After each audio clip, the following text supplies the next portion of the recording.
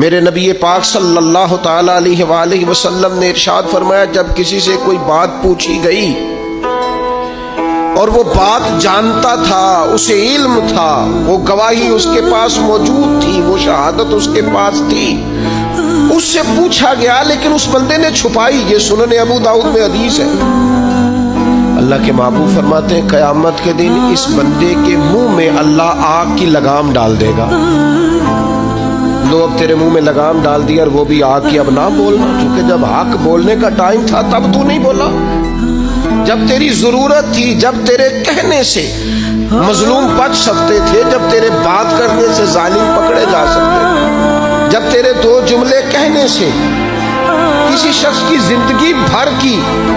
جمع پونجی بچ سکتی تھی، تو بولا نہیں۔ آج وہ میدان محشر میں آیا تو میرے محبوب کہتے ہیں، حضور فرماتے ہیں رب اس کے منہ میں آگ کی لگام ڈالے۔ اقبال کہنے لگے اپنے بھی خفا مجھ سے اور بیگانے بھی ناخوش کیوں؟ میں کہتا ہوں وہی بات سمجھتا ہوں جسے